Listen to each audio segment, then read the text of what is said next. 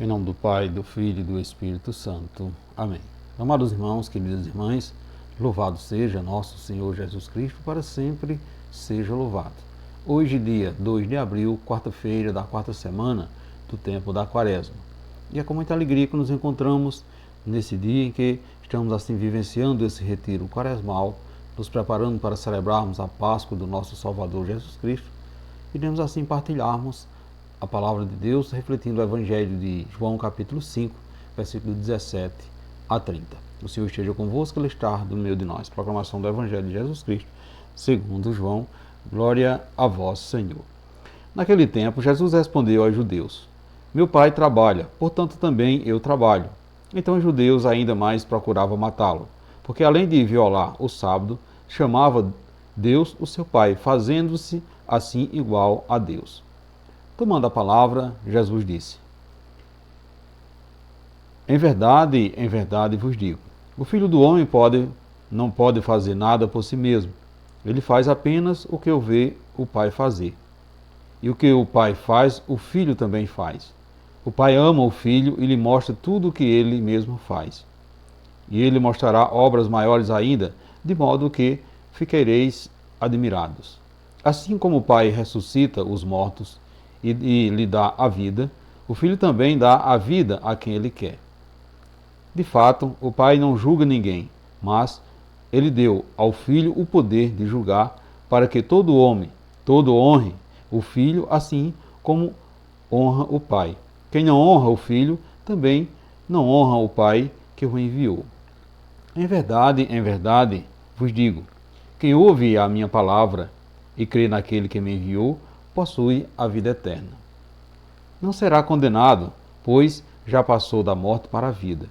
Em verdade, eu vos digo, está chegando a hora, e já chegou, em que os mortos ouvirão a voz do Filho de Deus, e os que ouviram viverão. Porque assim como o Pai possui a vida em si mesmo, do mesmo modo concebeu ao Filho possuir a vida em si mesmo. Além disso, deu-lhe o poder de julgar, pois ele é o Filho do Homem. Não fiqueis admirados com isso, porque vai chegar a hora em que todos os que estão nos túmulos ouvirão a voz do Filho e sairão. Aqueles que fizeram o bem ressuscitarão para a vida, e aqueles que praticaram o mal para a condenação.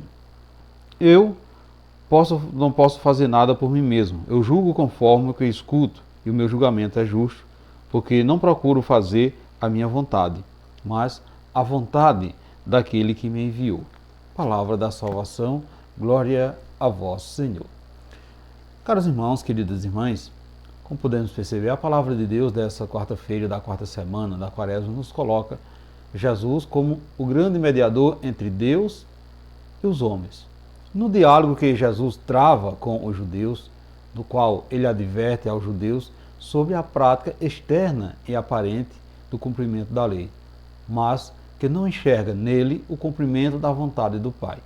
Portanto, caros irmãos, queridas irmãs, uma fé que não vai além do prescrito fica apenas na aparência, não enxerga a partir de dentro. Fica no imediatismo até onde os olhos podem alcançar. Jesus pede aos judeus e a cada um de nós o acolhimento de sua pessoa e de sua palavra. Não adianta louvar e adorar o Pai, cumprir seus mandamentos, se não sei ver em Jesus o cumprimento da lei e da promessa, feita por Deus ao povo de Israel. Então, ele diz, quem não honra o Filho também não honra o Pai que o enviou. O fato de os judeus não compreender em Jesus como Filho de Deus, seu enviado, dá-se pelo fato de eles esperar em Jesus, ou seja, esperar em Jesus a manifestação de um Deus libertador, de um Deus poderoso, capaz de libertar o povo das amarras do Império Romano. Quais são as nossas imagens de Deus? A partir dela podemos compreender atitudes, posições filosóficas, teológicas. Então é preciso também nós purificar as muitas imagens que temos de Jesus, purificar as imagens que temos de Deus e do seu reino. Então o lugar teológico mais privilegiado para essa purificação talvez seja a palavra de Deus, o seu Evangelho. Por isso, meus irmãos, queridas irmãs, que esse tempo da Quaresma é um tempo propício para nos despertar para a escuta atenta e sincera da boa nova a nós revelada por Jesus Cristo, o Filho de Deus, encarnado na vida do seu povo, o povo da nova aliança. Portanto, nesse Evangelho, Jesus nos revela como acontece a unidade entre Ele e o Pai, demonstrando o processo do grande mistério da Santíssima Trindade. Assim, ele declara, o Filho não pode fazer nada por si mesmo, então ele faz apenas o que vê o Pai fazer. O Pai ama o Filho e lhe mostra tudo o que ele mesmo faz. Então, nessas palavras, caros irmãos, queridas irmãs, podemos perceber que Jesus, podemos perceber claramente que a pessoa do Espírito Santo é a ação do amor entre o Pai e o Filho. Então, nessas palavras, nós percebemos claramente que a pessoa do Espírito Santo é a ação de amor entre o Pai e o Filho. Então, o Filho trabalha em comunhão com o Pai e tudo o que ele faz é dirigido pelo Pai.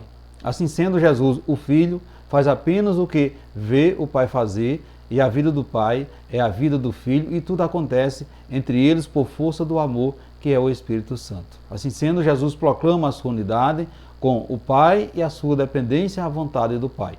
Veja que essa ação de amor é a obra que Deus quer realizar em cada um de nós. Mesmo que não conseguimos entender com a nossa razão, podemos acolher com o coração para que ela se realize. Os judeus não quiseram apreender as revelações de Jesus, por isso não puderam abraçar a salvação que Deus preparou para eles. Nós, no entanto, somos chamados hoje a mergulhar no mistério da Trindade, a fim de que essas ações de amor se realize também em cada um de nós. Meus irmãos, queridas irmãs, a Santíssima Trindade realiza uma obra em nós pelo poder do Espírito Santo, nos impulsionando a fazer todas as coisas como Jesus fazia, a exemplo do seu Pai.